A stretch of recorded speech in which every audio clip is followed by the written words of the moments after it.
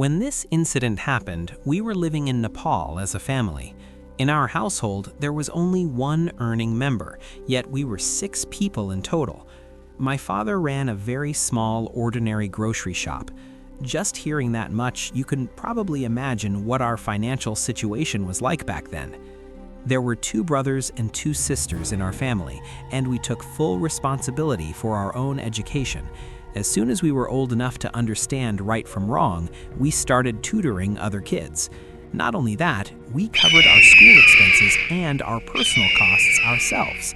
My mother had an additional source of income through sewing clothes. With this limited income, we somehow managed to live a decent and respectable life. The people around us weren't in very different conditions either. After my brother and I passed our SSC exams, we wanted to take full responsibility for the family. But our parents always insisted on one thing: finish your education first. They would say, complete university. After that, do whatever you want. Eventually, our university life ended, and my brother and I took over the huge responsibility of running our father's shop. Slowly but steadily, that small shop began to grow. Eventually, we opened a large super shop-style store in our area, and our financial situation improved a lot. Even after all that, my mother never gave up her sewing work, and my father always stayed by our side, helping us in every way he could. The alley where we lived was quite long, and at the very end of it lived Rihanna Kala with her family. Her appearance was completely different from everyone else's. She was very tall and heavy-set, and always wore an old-style white sari. Her white hair was tied up in a tight bun, and she wore thick-framed glasses. When she laughed, it felt like a storm had broken loose, and when it came to laughing with her teeth showing, no one could compete with her. Rihanna Kala didn't have a good relationship with anyone in the neighborhood. You could say her family was constantly involved in conflicts with almost the entire area. There was a time when our house was the only one spared from their bad behavior. The only reason was my mother. She never went against them. Rihanna Kala had 5 daughters, and they often came to our house for different reasons, getting clothes stitched, adding borders, or sewing lace. My mother tolerated all of their behavior because it was part of her work. They would often say things like, "Wow, you're really brave. You finished 2 or 3 dresses in a single day. I don't have that kind of strength in my waist." The way they spoke made it feel like they were hinting that from tomorrow onward, they wouldn't give any more work, especially lace work. They never said it directly, but my mother could sense it. Her observation skills were sharp, and their words always affected her mood. Rihanna Kala had a habit of repeating things and exaggerating them. Often she'd ask questions in such a strange way that even my mother would be left shocked, not knowing how to respond. Still, my mother would remain silent, trapped by her odd temperament. When our situation improved a little and we had some savings in the bank, we decided to tear down our old house and rebuild it. We had always ignored our own needs in life. Finally, construction began, and our small 2-room house turned into a beautiful 2-story home. Once it was completed, it stood out in the neighborhood. It looked completely different from the rest. A close friend of mine came to congratulate us and gifted me a pure white kitten. I instantly fell in love with it and renamed her Millie. Within a short time, Millie blended perfectly with our entire family. My mother was extremely happy during this phase. She had spent her entire life fighting through hardships, and after her children grew up, these joyful days finally came into her life. Neighbors started visiting to see our new house. Some were genuinely happy for us, others you could tell just by looking at their faces how they truly felt.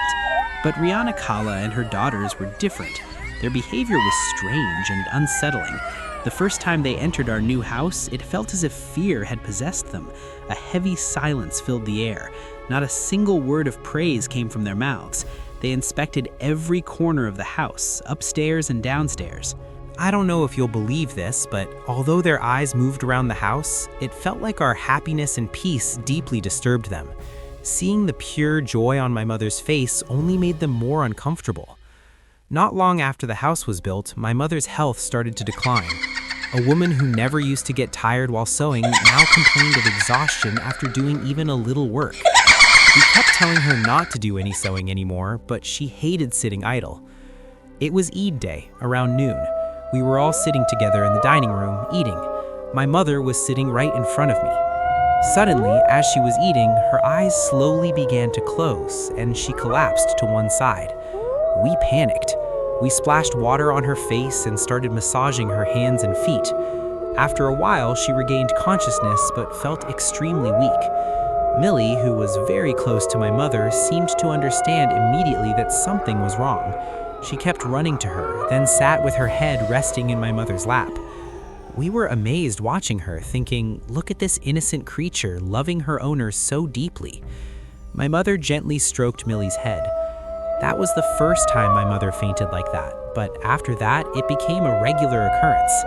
Sometimes she would collapse while going to the bathroom, other times she would faint while sewing. We took her to many specialist doctors and gave her all kinds of multivitamins, but nothing stopped it. One day, I was home when Rihanna Kala came over. The moment she entered the house, Millie, who had been sitting near my mother, started acting strangely. I don't know what happened, but as soon as Millie saw Rihanna Kala, she began growling. Standing on her hind legs, she raised her paws like she was about to attack. Millie had never behaved like this before. Rihanna Kala looked at my mother and said, "Why are you keeping such a wild cat in your house? Throw it out immediately."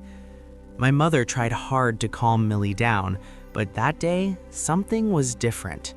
Millie kept behaving the same way toward Rihanna Kala.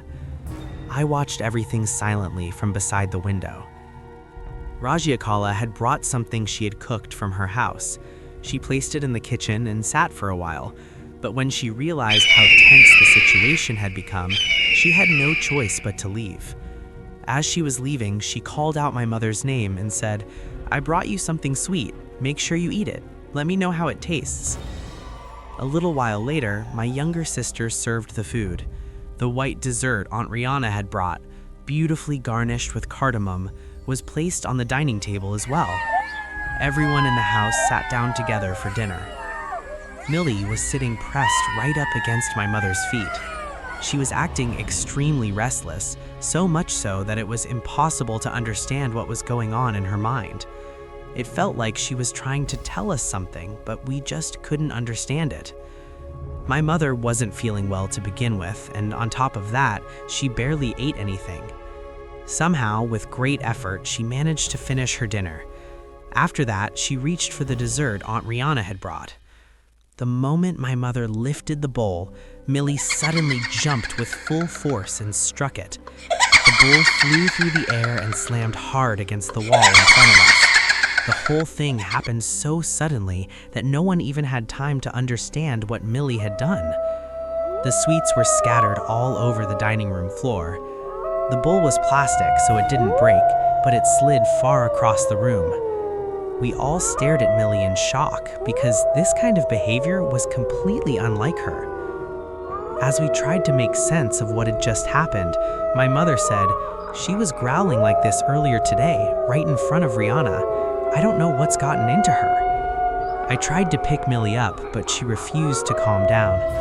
She wouldn't settle until my sister thoroughly cleaned the floor. Millie stood there the entire time, staring sharply at my sister while she cleaned. Once she seemed satisfied, she slowly calmed down and returned to her normal behavior. Millie is a very gentle animal, so I couldn't understand this sudden change at all.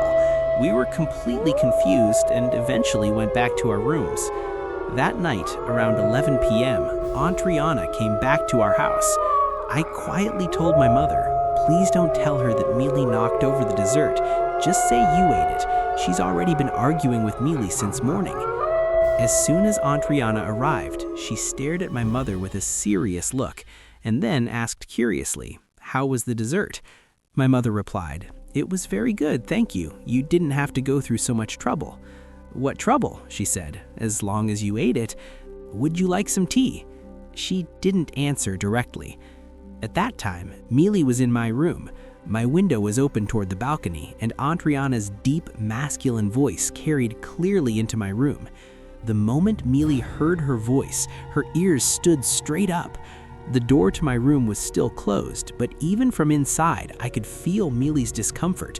She kept running to the door, jumping, and trying to open it. I watched her in disbelief and said gently, "What do you want to do out there?" But she grew more and more impatient. Finally, I opened the door, and the instant I did, she ran straight out and sat down beside my mother. Seeing Mealy again, Andriana suddenly said, "Get rid of that thing. You've never had animals in this house before. Why did you suddenly bring a cat home? You're acting restless like birds." My mother replied calmly, "The kids wanted her." But I noticed Mealy was acting exactly as before, staring at Andriana and repeatedly trying to lunge at her. I saw all of this with my own eyes. When I tried to grab Mealy, she slipped away and returned to my mother, continuing to glare at Andriana in the same aggressive posture. Seeing Mealy like that, Andriana became visibly frightened and quickly left the house. As soon as she was gone, Mealy calmed down again. We actually laughed about it afterwards, saying, "Looks like even Mealy can't tolerate Andriana." My mother said, "We should salute Mealy's courage." But after that, I noticed something strange. Mealy spent most of her time beside my mother. She stayed close to her constantly, even while sleeping. My mother's health had completely declined by then. She had stopped sewing altogether. One night, I was walking on the rooftop when I noticed something lying in the corner, a little distance apart. I turned on my phone's flashlight and saw 3 large dead rats. They were much bigger than normal rats, and all 3 had their stomachs ripped open, blood scattered everywhere. I was shocked. We didn't even have rats in our house, and even if some had come in from outside, how did all 3 die together like that? This looked like the work of a predator, possibly a wildcat. But Mealy was an innocent house cat. She had no interest in anything except cat food. Hunting was out of the question. She'd never even eaten raw meat before. This disturbed me deeply. I told everyone in the house, and we checked Mealy carefully, looking for blood, smell, anything. We found nothing. My mother said, "She's been with me all day. She never went to the roof." After that incident, my mother's condition worsened even more. She became so weak that even walking a little caused her to struggle for breath. And one more thing, when I was throwing those dead rats away, I noticed Mealy was extremely uneasy, watching closely. All of this left me deeply troubled. The very next morning, my mother's condition deteriorated again. That same day, Aunt Rihanna came to visit, not for sewing, but to check on my mother's health. She kept saying how worried she was, telling stories, and eventually brought up a marriage proposal between her eldest daughter and my younger brother. My mother said, "In our family, marriages happen within relatives. We don't marry outside." But she replied, "Times have changed. Who follows those old traditions anymore? My daughter is educated and she lives in this neighborhood. I'd be at peace, and you would too." She kept pushing until my mother felt pressured. My mother became worried. We had shown no interest, yet suddenly she was forcing this proposal. When my mother told my father, both my brother and I reacted immediately. "What kind of talk is this?" My father clearly refused. That's when we realized Aunt Rihanna's visits weren't without purpose. While we were discussing this, the doorbell rang. We opened the door, and there stood Aunt Rihanna again. My father was ready this time, but instead of arguing, she had brought something she made herself. What happened next was unbelievable. The moment Millie saw her, everything changed. I looked at Aunt Rihanna, then at Millie. It was as if Millie was saying, "Now come, let me show you." The bowl was still in Aunt Rihanna's hand. Suddenly, Millie leaped straight at it, and the bowl flew out of her hands, and he became absolutely terrified himself. Millie suddenly sank her teeth into his wrist. We were all standing there, frozen in shock, desperately trying to pull her away, but Millie was completely out of control. It was almost impossible to handle her. At that moment, she wasn't acting like a pet anymore. She was behaving like a wild animal. She had become extremely aggressive, and there was nothing we could do. Rihanna Kala started screaming hysterically, saying things about Millie that I can't even repeat here. After a lot of struggle, the two of us brothers somehow managed to restrain Millie and drag her back inside the room. Even then, she kept trying to break free, her eyes locked under Rihanna Kala the entire time. Razia Kala was shouting non-stop, saying whatever came to her mouth. The sweets she had brought fell onto the floor. She wasn't even afraid that Millie might attack her again. Instead, she was more upset about the sweets being ruined. Honestly, none of us felt bad about that. Everyone in our house knew how terrible their cooking was. Except for my mother, nobody ever touched their food. Razia Kala kept yelling about how she had worked so hard to make those sweets especially for my mother, and how my mother didn't even get to eat them. My mother just stood there helplessly. I quickly stepped forward, took the bowl from her hands, and said, "Please don't worry so much, and there's no need for you to bring food anymore." The look on my mother's face was unforgettable, like someone had just poured cold water all over her hard-earned happiness. I asked them to leave, but the excessive affection they suddenly showed toward my mother didn't sit right with any of us. My younger brother even told my mother very clearly that he would completely ban them from entering our house. I had noticed something strange for a while. Ever since we started rebuilding our house, their behavior had become overly dramatic. They were very odd people. Our relationship through tailoring work had always been fine, but the moment we built the new house, their expressions changed completely. We weren't fools. We could tell the difference between sympathy, jealousy, and fake love. Only my mother, as the elder, continued to treat them with respect. But after the new house was built, my mother couldn't even enjoy the happiness of it properly. The very next morning, as I was heading out, I noticed chunks of meat lying inside the gate, as if someone had thrown them in from outside. I was shocked. Suddenly, everything started to make sense. I picked up the meat immediately. My sister said, "This has to be poison. Someone tried to kill Millie." As I looked closer, the meat was slowly turning bluish. My sister had come to the same conclusion. This wasn't just hatred anymore. It was hostility toward an innocent animal. Our anger toward Razia Kala reached its peak. We knew no one else could have done this. We threw the poisoned meat away immediately, though we still didn't understand how we were going to escape this unseen danger. That evening, Rihanna Kala came to our house again. My sister stepped outside with her scarf over her head and said, "Kala, we're heading out right now. Please come another time." Rihanna Kala smiled and asked, "How's your kitten now? Has her anger calmed down?" My sister gave her a vague response. From that moment on, we were completely sure she was behind everything. My mother always stopped us, otherwise my sister wanted to confront them directly. I was on my way to the shop when my sister suddenly called me crying, "Mom has fallen." I ran home immediately. My mother had gained weight and lifting her was extremely difficult. We realized her leg was broken. My sister said she felt like someone had pushed her from behind. My mother was a deeply religious and pious woman. Perhaps it was the power of her prayers that saved her life that day. We were staying in my mother's room when we suddenly heard strange noises, like something was stuck somewhere. I went to the outer lounge and saw Millie struggling near the corridor. A blood-soaked cloth was tangled tightly around her body. The blood was fresh. Both of us turned pale with fear. The cloth was so large that Millie couldn't free herself. Together, we managed to rescue her. She was terrified, shaking, repeatedly trying to cover her face, as if protecting herself from something unseen. We had no idea what was happening.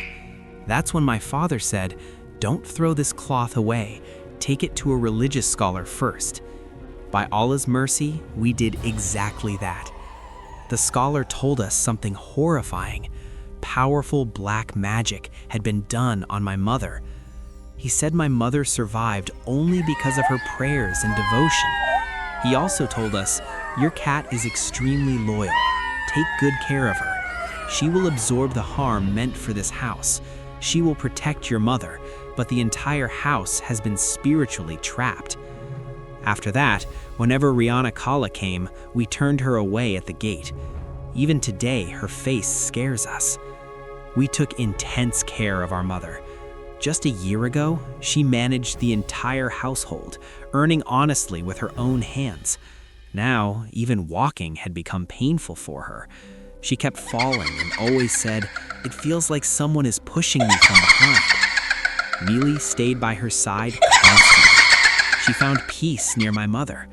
We prayed every day, gave charity, but my mother's condition remained the same. Living in the same neighborhood, we were surrounded by enemies, hidden ones, striking from within. What choice did we have left? Our only option was to leave the house as soon as possible. My mother's life mattered more than anything. I've seen many lives destroyed simply because people failed to make the right decision at the right time. By Allah's mercy, we found another house and rented it. On the morning we were supposed to move, Mealy was nowhere to be found. Everyone was calling her name, but there was no response. Then my eyes went under my mother's bed. Mealy was lying there, dead. We cried uncontrollably. She was so dear to my mother that she took the danger meant for her onto herself, and even in death, she stayed close to the one she loved most. We left that house soon after, but even today, I can't forget Mealy. May Allah grant her peace. Please pray for her. This incident may remain just a fear factor story for some, but think for a moment, if Mealy hadn't been there, where would this story have ended? Thank you so much. Now let's move on to our next story. A Brahmin lived with his family near a large wetland. One day, suddenly, they disappeared from that place. The wetland itself is huge, about 125 bighas, and it forms a bell-like shape. Near this wetland, there's a pond, and in the gap between the pond and the wetland, there's a temple dedicated to the Hindu goddess Kali. The local Hindu community performs Kali Puja there with all sorts of rituals. Here's an interesting story. This wetland is now officially used for fish farming, but in the past it was open. Fishermen would go there to catch fish, but they could only do so after offering a puja at the Kali temple. If they didn't, their nets would get stuck, and for some unknown reason, the fish wouldn't come. Only after offering the puja could they fish successfully. There's another story as well. After the community finishes the puja in the nearby pond, they float flowers and offerings on banana leaves. Somehow, astonishingly, these offerings drift over and end up in the wetland. How and why this happens remains unknown to this day. Now, the Kali temple itself is very powerful. There's an enormous ancient banyan tree there. The base of the tree was once encased in a circular brick structure which no longer exists. The story goes that the base of the tree was bound with the heads of 101 people, literally inside the bricks. People who tried to cut this tree repeatedly failed, often suffering harm in mysterious ways. A man from a nearby village once hired workers to cut it down. When they struck the tree with axes, fresh blood flowed from it, and everyone involved either got violently sick or died. The man who hired them lost 3 sons overnight. You might think that's the end of the story, but it's not. The main part is just beginning. The government now runs this wetland as a fish farm. Night guards patrol it using boats. 3 guards watch 3 different sides at night. One of them, a man from Rajshahi, was responsible for checking the wetland. Instead of staying in his station, he patrolled the waters in a boat looking for thieves. One night, he heard the sounds of fishing nets and movement on one side. Thinking thieves were at work, he rowed over, only to find nothing. But then he noticed massive shapes moving on the water, like wild animals running across the surface. Terrified, he quickly left and moved to another side of the wetland, not telling anyone. The next night, he patrolled again. Exhausted, he fell asleep in the boat. Suddenly, the boat began sinking on its own. Scared out of his mind, he managed to survive and returned, but the events kept repeating. One night, around 2 or 3 a.m., he saw a huge, hairy humanoid trying to tip his boat over. Panicking, he struck the creature with a long stick. Immediately, it disappeared, and everything returned to normal. Later, in a dream, the creature appeared and said, "You didn't do your job properly. You broke my hands. You'll pay the price. You can't even recognize me. I am Ma Shan Kali." After these repeated encounters, the man fell seriously ill. One full moon night, he noticed a woman washing clothes by the wetland at 3 a.m., something impossible in reality. He approached her, but she didn't respond. When he grabbed her arm, she turned suddenly, slapped him hard, and disappeared. The man ran back, terrified, and later informed the village elders. A local imam recited prayers and sprinkled holy water on him. This gave him some relief, but he remained weakened. Eventually, during the dry season, the water in the wetland receded. He went to feed the fish on the banks, resting under a large mahogany tree. While sitting there, he passed away. When villagers found him, a sense of relief swept over the community. His death ended the terror. Amazingly, the next morning, the banyan tree collapsed completely. That, friends, was the story. If you enjoyed it, feel free to share it. Inshallah, I will send more stories in the future.